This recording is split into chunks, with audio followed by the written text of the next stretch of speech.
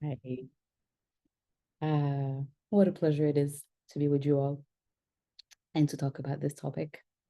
Uh, so I wanted to give you a little bit of context about what happened for us when we started designing the session. As you know, most of our sessions are highly interactive, and we try to really focus on um, getting to build the relationships and talking about the concepts together and having space to journal and all these things.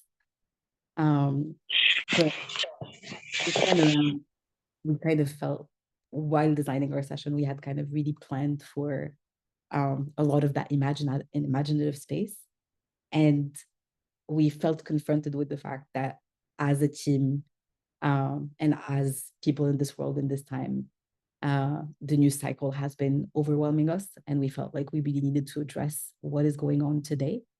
That if we're talking about revolutionary love and showing up in solidarity for one another in our struggles, then what does it mean in this moment when we're looking at what's going on in Palestine, when we're looking at what's going on in Sudan, in the Congo, with what's going on in the USA, with uh, the ICE raids and the LA protests and all these things that we actually need to be able to make sense of in order to be able to show up for one another in the struggle for collective liberation.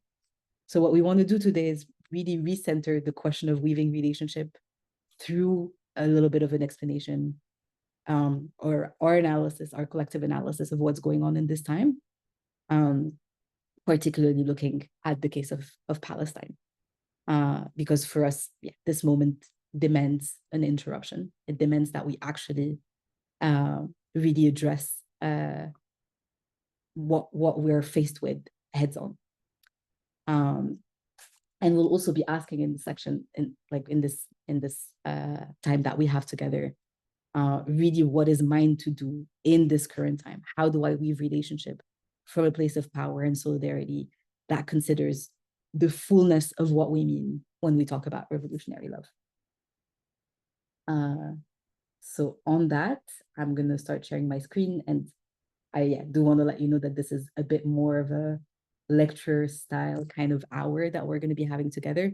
The second hour is going to be really about discussion and weaving relationship. But for this first hour, we're going to delve into these topics together. So don't hesitate to put your comments and questions in the chat. We'll be able to address them probably after the session. But for now, we really feel like building a collective understanding is actually necessary. So you.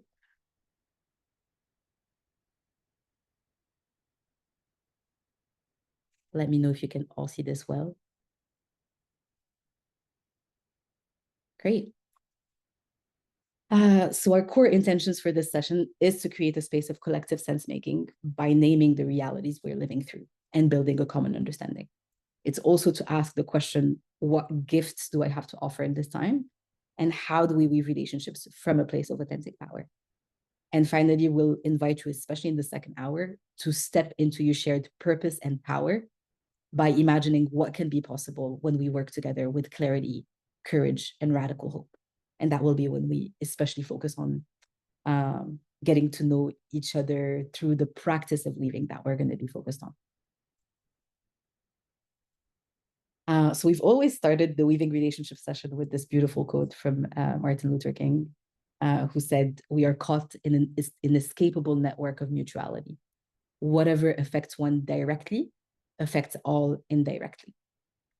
And so really what I invite you to consider is what does it mean to be in an inescapable network of mutuality in a time of humanitarian crisis, in a time of collapse, in a time of genocide?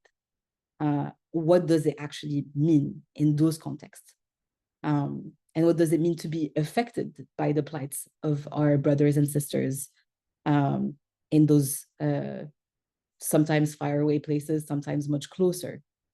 And what does it mean to truly consider the rest of life and Earth as your kin?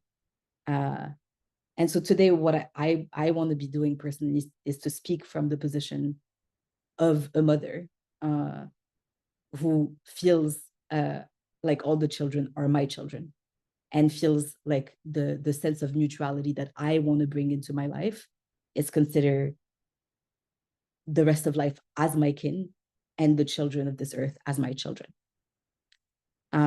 Because I feel I've been thinking a lot about this quote from James Baldwin, who says, the children are always ours, every single one of them, all over the globe. And I'm beginning to suspect that whoever is incapable of recognizing this may be incapable of morality. And that's really like how I've been feeling so strongly lately. I've seen this post on Instagram, and it felt like it was exactly what I've been feeling this entire time since the genocide has been taking place in Palestine, that every woman knows that when a child calls mama and there's no mother left to answer, that child is calling you. So women were being called, but fathers were being called, brothers, sisters were being called. This call shouldn't remain unanswered. When we see thousands and thousands of orphan children in Palestine, that call shouldn't go unanswered. And I also want to say, like, if somehow you feel like those issues far away do not concern you, I really want to invite you to think again. Because what we allow to take place in Palestine and Sudan and in the Congo will be allowed to happen everywhere else, to you, to us, to our children. And it is already happening, and we're already seeing that. And so in this session, I really want to focus on what does it actually mean, but also, for us as weavers of life-affirming futures, what is our soul's calling once we recognize our full mutuality and ourselves as kin?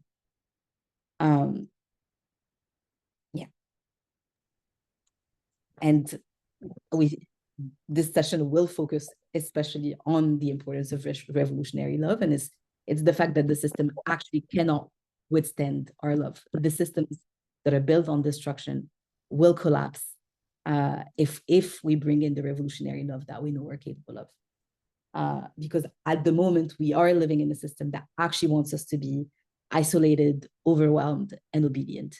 It tells us to focus on what's urgent, not what's actually important. And it teaches us to scroll instead of grieve and consume instead of connect. And that is by design. The idea is to also overwhelm us with the extent of the humanitarian crises that are taking place. But we, as weavers, know that relationships can be anchored in revolutionary love. And revolutionary love is an antidote to this kind of fragmentation. And that is created by the system. So to be in relationship really is to say, I will not abandon you. I will not see you as a stranger. I will not numb myself to your suffering. I will tend to what is between us. I will stay. I will witness. I will listen. And that in itself is already radical, because just paying attention to what's going on is a form of care, because presence is actually a political act in a world that is built to distract and dismember us.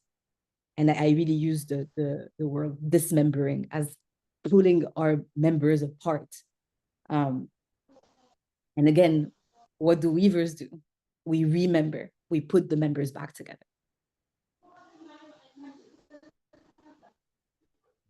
And I want to expand a little bit on this concept of being in right relationship with one another, which is the core to many indigenous cultures. And it really represents this notion of living in a sustainable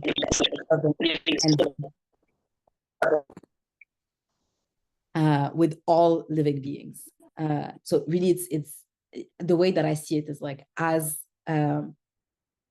humans in this world, growing up means being in right relationship with more and more of the web of life.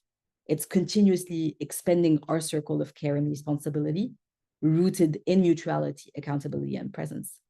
And the work of becoming a good ancestor is the work of entering into right relationship with the web of life.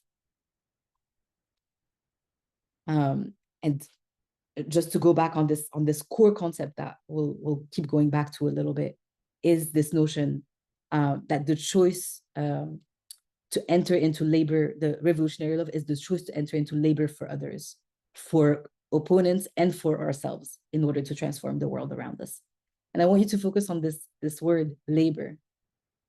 Revolutionary love is not passive, it's active. It's a form of loving work. That's labor.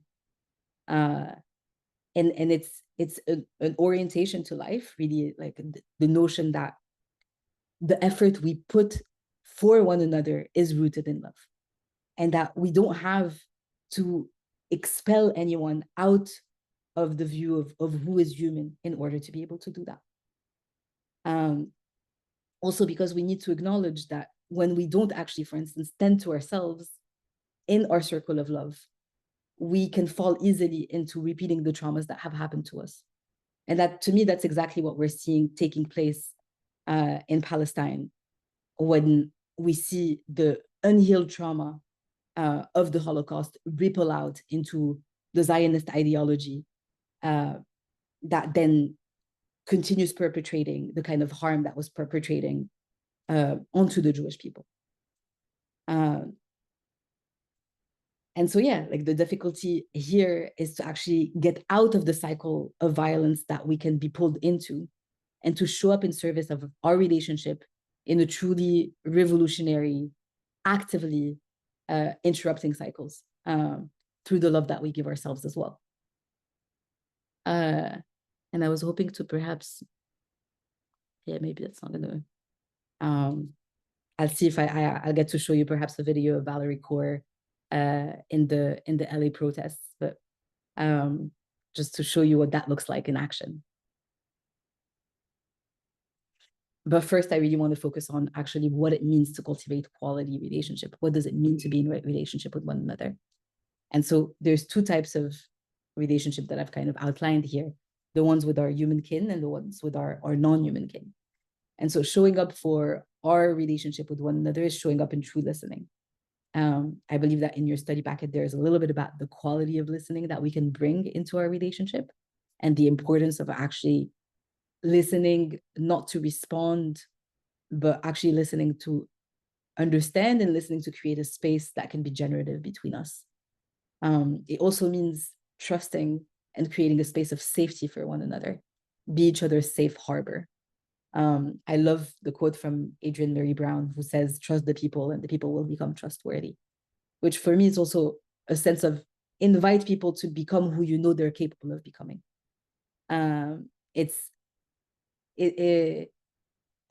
How you hold the other people in your mind is going to be perceived in your interaction. So if you say, like, I know you're capable of courage, of beauty, of showing up in those, I see your potential, I see who you are, then you're inviting those higher selves to show up. And that should remind you a little bit about how we talked about the parts of ourselves. We can invite the angry or shameful part of others in our relationship, but we can also invite their highest part, the parts that we know is who they are at the fundamental level. I also, always want to emphasize the importance of rituals, and that comes into play in our relationships as well. And rituals of connection are sharing meals, having family time that matters, like all the little spaces that we create for one another. And finally, connecting from the sense of shared meaning and purpose. We all have almost like a piece of the collective dream that we're holding within our consciousness, and that we feel like we have to give the world. And our work as weavers is to connect those parts, all those dreams together. So that's also what we're going to invite you to do when you have conversations with one another in the second hour, is to connect from a sense of purpose, declare what your dreams are. And then with our non-human kin, what I want to emphasize is the importance of the kinship worldview, that we actually start seeing non-human entities as kin as well. That we see them as our like in the indigenous way, it's called all our relations. That we emphasize our responsibility towards the web of life rather than the rights we have over them. We don't have water rights, we have water responsibility. Et cetera, like all the ways that we actually are capable of being stewards of the environment that we have been offered.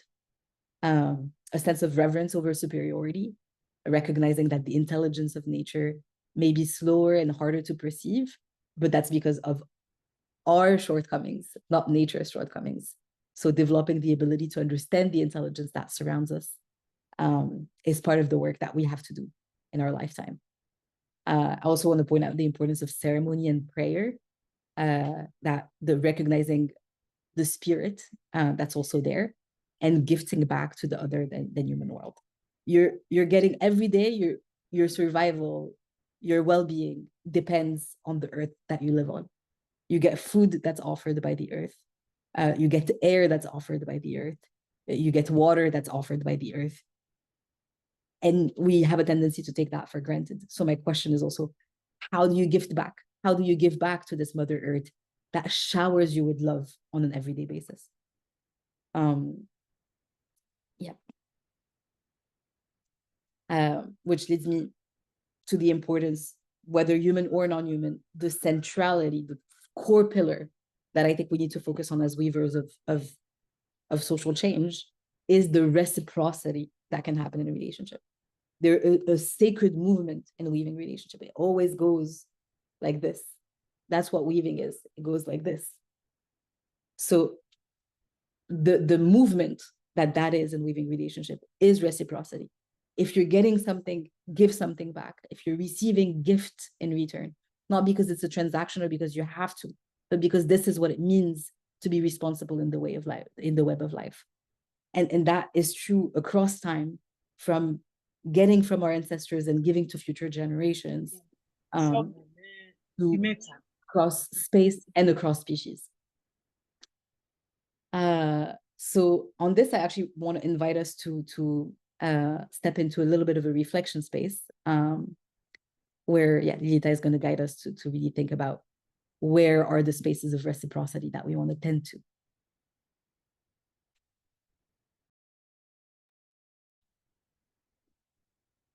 Thanks. Becoming. And to me, what I really want to call forward in you when I think about, which part of you am I inviting in this moment, is the truth teller.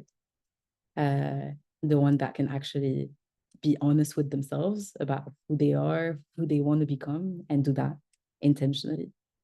Because that's the part I'm inviting as well. I want to be doing a little bit of truth telling about the kind of world that we live in, and share with you a very succinct, yet I hope quite rich analysis to try to understand the conditions that we're operating within.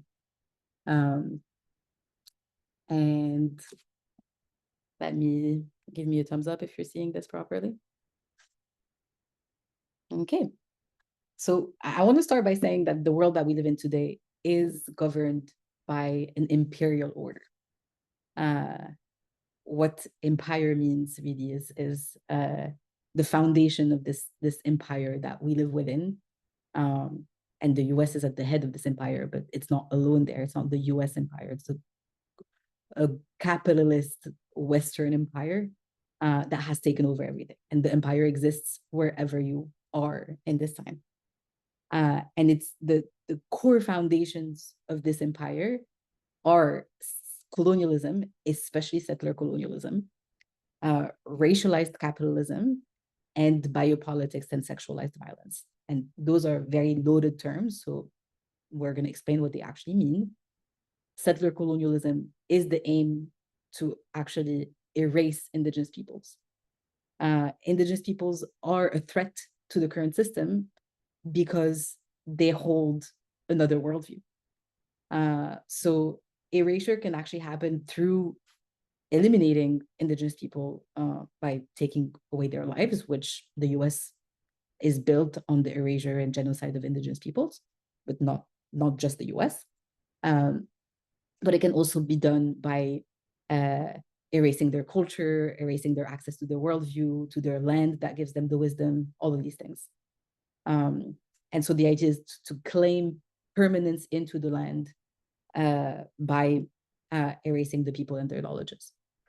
The second core foundation of our imperial order is racialized capitalism.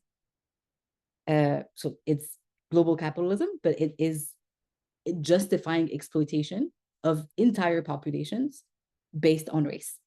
So it's a decision in a way of who will be protected by the system and who can be sacrificed, who enters into what Frantz Fanon called the zone of non-being. The decision of disposability within the system comes from the systems of racialized capitalism. And finally, biopolitics and sexualized violence is the reduction of bodies to objects of control. And really there, like you have to imagine all the ways, that these systems are so adamant on controlling our bodies, our desires, our gender, our reproductive rights, to uphold empire. So it's almost like we as women especially have the power of reproduction. And so we have we have a huge power and responsibility through that of creating society, of creating humans. And there needs to be a control over that for empire to make sure that it sustains itself over time. So those are really the three foundations. And at the core, those institutions that make up empire are debt-making institutions. The imperial order operates through those institutions that in no way, shape, or form serve life. They're actually upheld to create death. And they do that by making war profitable, by building borders that kill, by privatizing water, land, education, care, by making anything that's dead more valuable than anything that's alive. A tree is worth more dead and cut than it is alive. A whale in the ocean is worth more dead than it is alive. All these things, the systems of value is one that is fundamentally based on debt institutions. And their violence is justified through stories that safety comes through policing, that order comes only when you punish, that worthiness only comes when you're productive within the system, that some lives are worth more than others. All these are core stories that make the system continue to repeat itself. And so this is this logic that allows for genocide to take place and for complicity to genocide to take place. Because fundamentally, the culmination of these debt structures and these debt-making institutions is the ultimate debt project, which is genocide. The complete erasure of a people, of a land, of a culture, of a way of being. And so for me, the ongoing genocide in Gaza represents the full arc of what imperial violence is bound to become wherever it's allowed to continue staying. It's not just a military assault, it's a coordinated erasure of people, culture, land, language, history, future. All the museums have been destroyed, all the universities have been destroyed. So it's important to understand the extent of the desire to extinguish through this project. And what I really will be making as an argument and want you to understand is that whatever is happening in Gaza right now is a test for what can happen everywhere else. It's like ultimately it's the goal is to normalize and eliminate all forms of accountability in a time of climate chaos. We know we've talked about this time between world. If the old world is dying, it's dying in an extremely violent way, and it's going to try to normalize violence as it's dying, because it requires more and more death in order to function. So for me, Gaza is the crucible. We have to actually stand in that moment and say no in that moment. And I feel like almost sorry that I have to do a little bit of a recap of what's going on there. And I know that it has also to do with, the fact that we all have different media bubbles, and I can't assume that everyone has the same knowledge of what's going on the ground. Although I hope that many of you are aware. This graph says 529 days. Now it's been over 600 days. It says about 50,000 counted Palestinians killed. The estimations actually is in the hundreds of thousands that have been killed. The violence on children and women is beyond anything that I think that we've ever. There's forced starvation of almost 2 million people happening right now, with humanitarian aid corridor being fully closed. It's the most journalists that have ever died in a war zone in any conflict. So the scope of the horror that we're witnessing is in some ways unprecedented, in many ways unprecedented. Hospitals are being bombed, aid workers are being bombed, journalists are being bombed. The percentage of it's I'm not gonna stay there too long, but I want you to understand the scale of what's going on there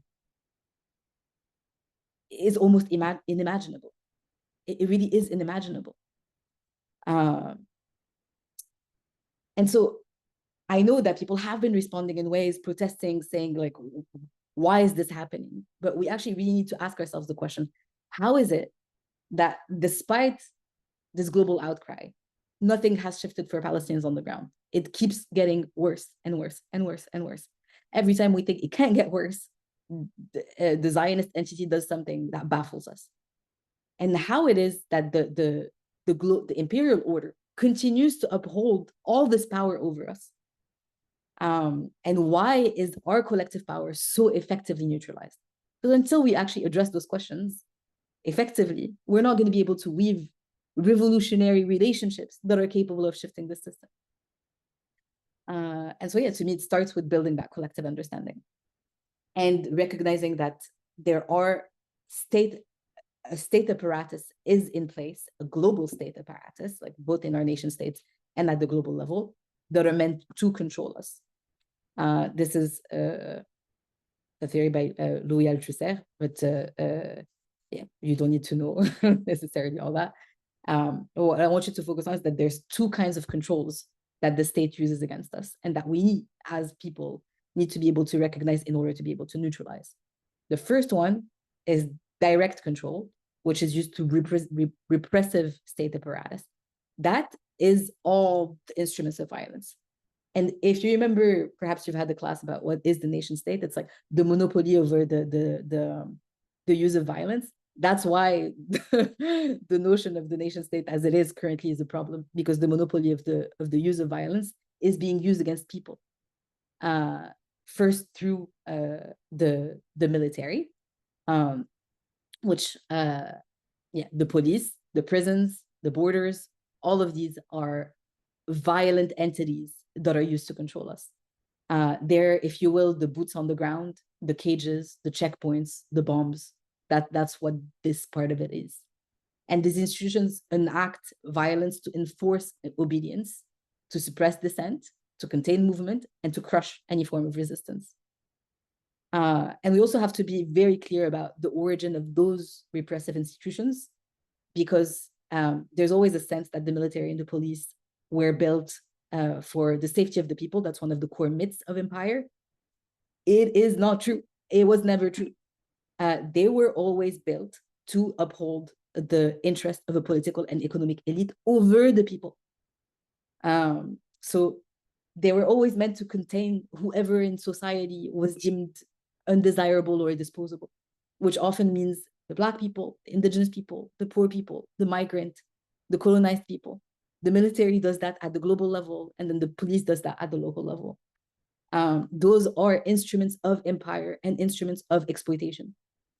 And at the imperial level, if you look at the US, you have a very stark example of extreme use of repressive state apparatus. The US military budget is over $880 billion as of last year. So that was before Trump. So that's more than the next 10 countries combined. The US is the head of the empire because of its military, because it's only invested in its military, or mainly invested in its military. And the police and industry, and prison complex receives hundreds of billions of dollars in the US as well, and billions more both domestically and abroad. So this is the apparatus that maintains dominance globally and represses dissent locally. And that's exactly what we're seeing in LA right now. So this is important to consider because if also you're in the African continent, you should know that the number of US military bases around you, and you should stand up against for your government accepting that there's a US military base in your own country. This could be an entire lecture, so I'm gonna I'm not gonna say more here. But then there's the indirect ideological state apparatus, which is actually used to shape our mind, our beliefs, our values, even our emotional response. And that's where education, the media, religious institutions, and entertainment come in. And here, the idea is they don't need to beat us, they need to train us to obey willingly, which they've prioritized actually focusing on this part because it is easier to have people obey than have to be violent against them.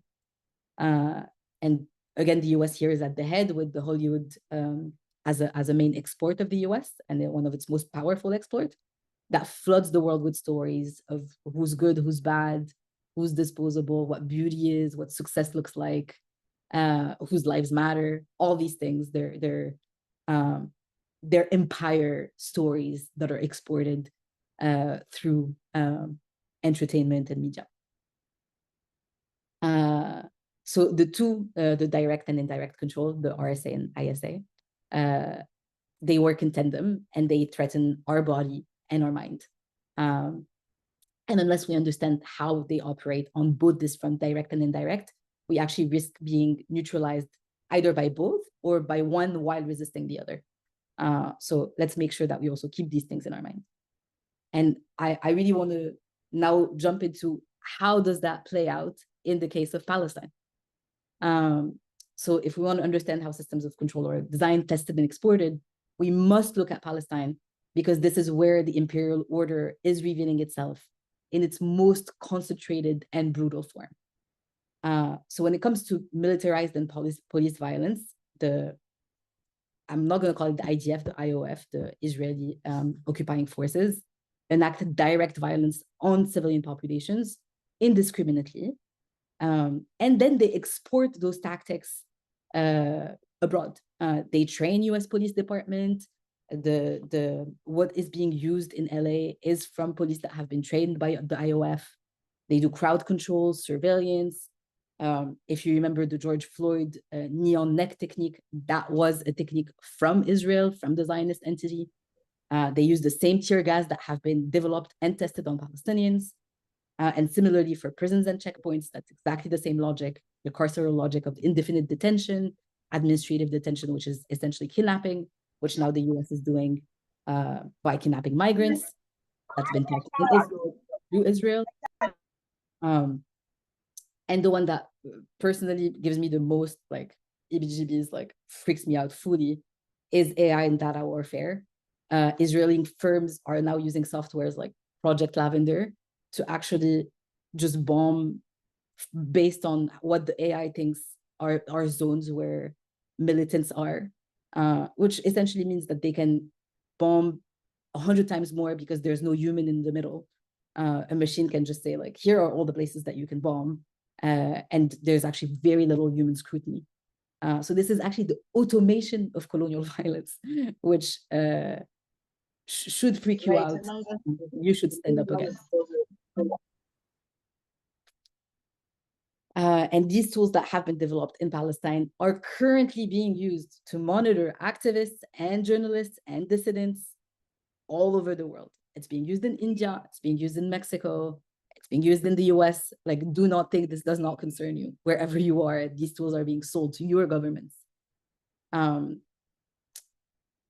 And just FYI, Israel has a very long track record of selling weapons to the most atrocious regimes, which includes Pinochet in Chile, apartheid South Africa. When everyone was refusing to sell to the apartheid government, Israel was selling billions of dollars of weapons to the apartheid South Africa government.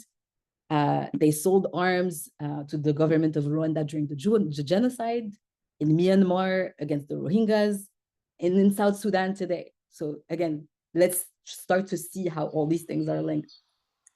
And then for a direct control, we have the complicity of the education system, We've seen through social media speech suppression.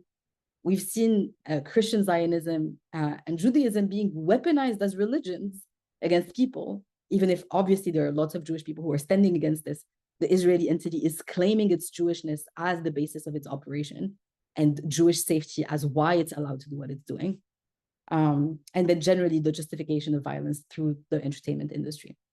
And how, again, all these techniques are being learned in Palestine and applied elsewhere. And so all of this is sustained by corrupt political powers that are not standing for any form of justice because they are prioritizing, one, profit over people. Weapon contracts are very lucrative. There is a lot of profit to be made out of war. Two, there's an actual elite capture that's happening. The interest of the political class matters more to them than their people. Netanyahu is a perfect example of that, where he's been tried in court for corruption charges, but then he never goes to court because there's always a state of emergency, because he's always escalating the wars in ways that stop him from having any form of accountability. We are in a time of climate crisis governance.